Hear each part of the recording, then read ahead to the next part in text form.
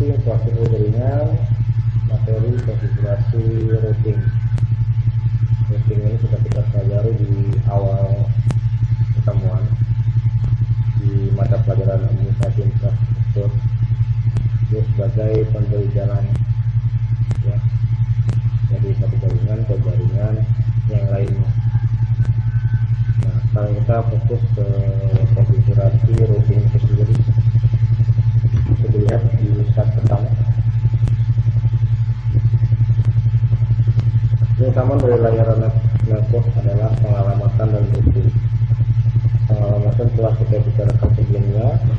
Routing merupakan fungsi yang bertanggung jawab membawa data melewati strukturan jaringan dengan cara memilih jalur terbaik untuk dilewati data. Tugas routing akan dilakukan device jaringan yang disebut sebagai router. Pertama, fungsi utama dari layar network adalah pengalamatan dan routing. Pengalamatan itu berarti memberikan ID ya ke setiap PC atau station agar bisa saling terhubung, dan merouting atau memberikan jalan.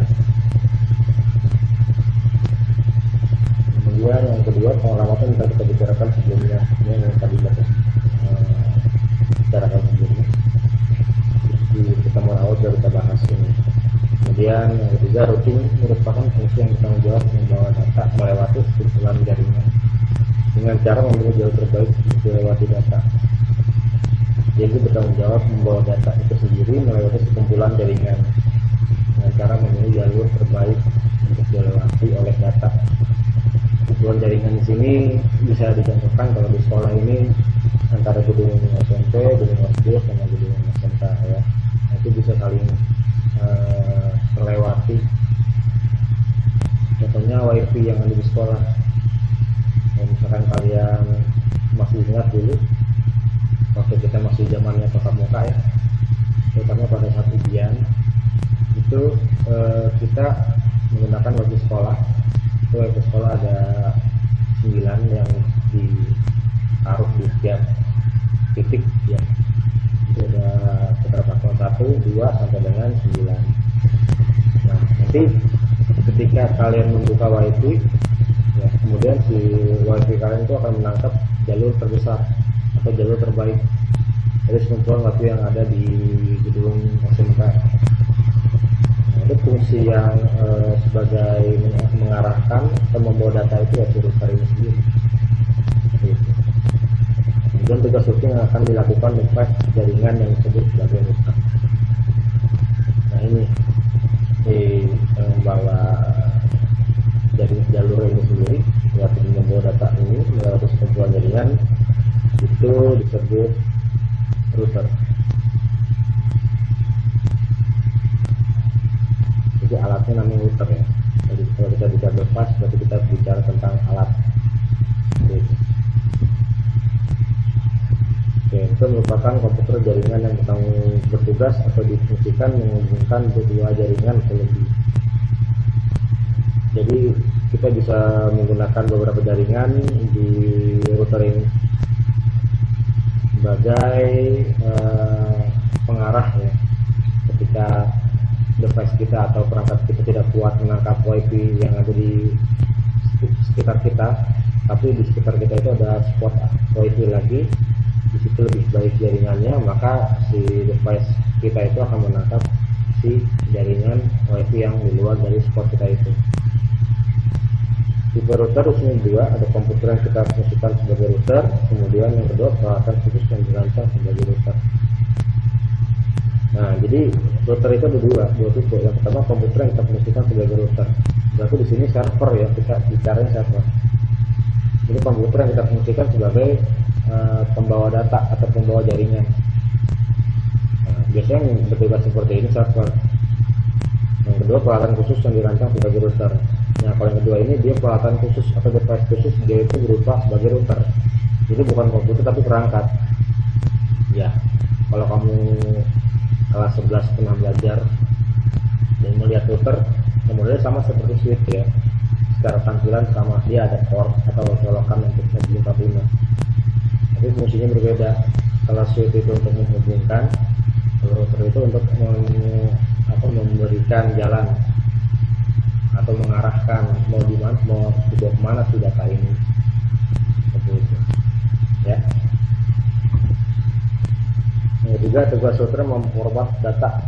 Fungsi API forward harus diaktifkan menggunakan routing protokol atau algoritma routing. Jadi tugas router sebagai memforward atau meneruskan data yang tadi contohnya di satu spot itu kita punya jaringan wifi tapi tidak terlalu kuat, tapi di sebelah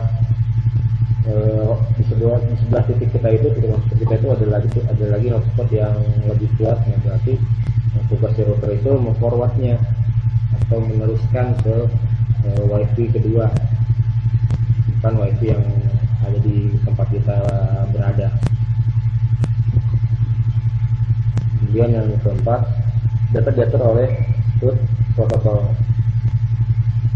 Root protokol ini berarti adalah aturan ya yang sudah diterapkan oleh routing router. Komputer router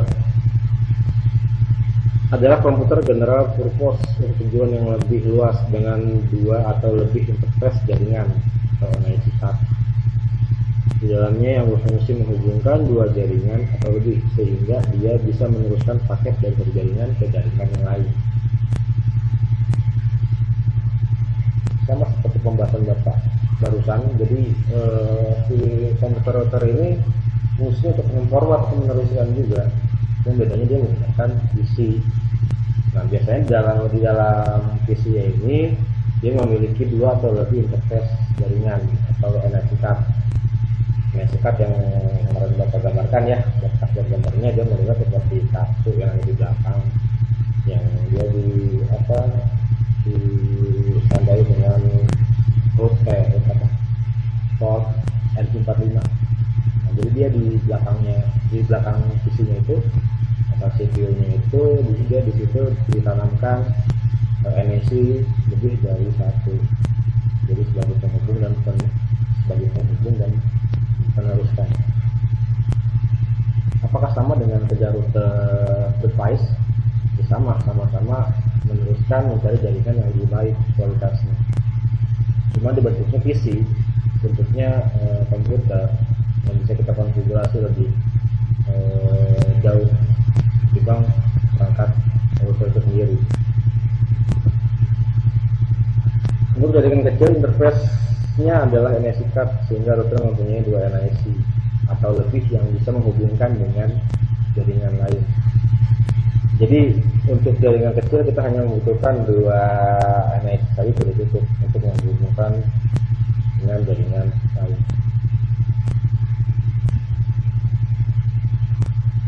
Untuk LAN kecil yang terhubung internet, salah satu interface adalah NIC card dan interface yang lain adalah barang hardware jaringan, misalkan modem untuk tulis line atau ISDN atau koneksi internet ADSL yang digunakan. Nah, jadi untuk terhubung ke internet kita hanya butuh salah satu interface dari NIC itu. Tadi kan NIC-nya dua, butuhkan minimal dua ya. Yang satu sebagai untuk menyambung internet dari ISP. Sekali lagi adalah untuk rootnya, untuk meneruskannya ke sebuah jaringan atau lebih. Nah, kita di situ bisa menggunakan modem line atau ISDN, koneksi internet DSL yang digunakan. Jadi yang dimaksud dengan line ini adalah jaringan untuk internet, sedangkan yang ADSL itu digunakan untuk yang berjalan pada jaringan telepon atau ADSL. Untuk gateway-nya, supaya router bisa meneruskan data, komputer yang ada pada jaringan tersebut harus menugaskan router untuk meneruskan data. Nah, jadi agar dia bisa meneruskan data, komputer yang ada pada jaringan tersebut harus meneruskan router untuk meneruskan data yang sudah diberikan ya. Penugasan dilakukan dengan cara setting komputer gateway ke router. Jika jika kita di setting network gateway-nya, maka bisa dipastikan LAN tersebut tidak bisa terkoneksi dengan jaringan lainnya. Sudah pasti jika tidak di setting network gateway-nya, maka bisa dipastikan LAN tersebut tidak akan terkoneksi dengan jaringan lainnya. Sekarang membangun tabel routing, ada dua cara membangun tabel routing. Yang pertama adalah static routing, yang kedua adalah dynamic routing. Jadi ini ya cara untuk membangun tabel routingnya. Ada dua cara, yang pertama adalah static routing dan yang kedua adalah dynamic routing.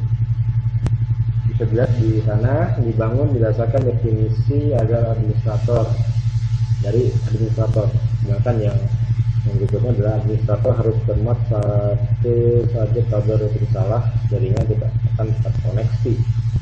Jadi static routing di sini berdasarkan definisi dari admin. Ya, jadi admin akan melihat dulu, akan melihat lokasinya, kemudian infrastruktur yang digunakan, yang digunakan. Jadi sudah dibayangkan dan sudah digambarkan ya, seperti apa ini routingnya di sebuah jaringan. Kemudian seorang admin harus cermat, kalau tidak satu tabel routing salah ya jaringan tidak akan terkoneksi. Kemudian untuk yang dalam routing ini adalah dia secara otomatis sesuai jalur routingnya dengan cara bertukar informasi antar router menggunakan protokol TFTP. Nah, jadi untuk yang dalam routing ini dia sedang terotomatisasi ya untuk jalur routingnya. Jadi kita nggak perlu lagi untuk mengadministrator seperti di static routing ini. Kategori algoritma dynamic di situ ada tiga. Yang pertama adalah distance vector, yang kedua adalah link state, yang ketiga adalah hybrid. Distance vector berarti di sini kita sesuai dengan line yang ada di sana. Kita misalnya sana menggunakan media transmisi apa, apakah media transmisi itu kabel atau tanpa kabel. Kemudian link state berarti di sini adalah jaringan yang sudah siap untuk digunakan atau untuk diaktifkan. Sedangkan hybrid ini berarti dia campuran, dia bisa menggunakan jaringan kabel, bisa menggunakan jaringan tanpa kabel. Itu hybrid untuk dynamic routing. API aliasing ialah mapping single MAC address untuk multiple IP address. Satu NIC bisa dijadikan nomor IP lebih dari satu. Dengan satu NIC bisa menghubungkan dari dua subnet yang berbeda. Dengan dua NIC bisa menghubungkan tiga subnet yang berbeda. Gambarnya ada di samping sebelah kanan.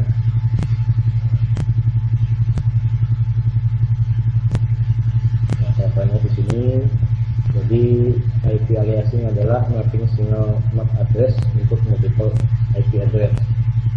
Jadi dia itu untuk mapping single MAC address atau satu MAC address untuk banyak IP address. Ya, jadi IP yang di sini kita lihat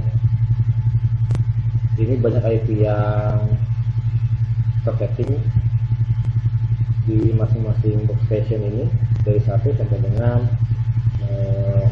4 ya, sampai 5 dengan server sebagai administratornya. Di sini ada lingkaran ini sebagai routingnya, pos routernya. Nah, dia menghubungkan nanti ke beberapa station ini. Jadi satu NIC bisa menghubungkan dua subnet yang berbeda. Dengan dua NIC bisa menghubungkan tiga subnet yang berbeda. Contohnya di sini di PC1 ya, satu NIC dia bisa menghubungkan dua buah subnet, sedangkan dua buah PC NIC bisa menghubungkan tiga subnet yang berbeda. Jadi ini dua bisa menghubungkan tiga. Satu bisa menghubungkan dua, bisa menghubungkan yang ini, yang di depan ataupun yang di belakang. Itu fungsi dari IP aliasing ya. Jadi kalau ditanya apa sih IP aliasing itu, ya dia adalah mapping single MAC address, mapping single. Jadi mengatur satu buah MAC address untuk beberapa IP address. Kalau dia NIC-nya satu, bisa berarti dua buah subnet yang berbeda. Kalau dengan dua buah NIC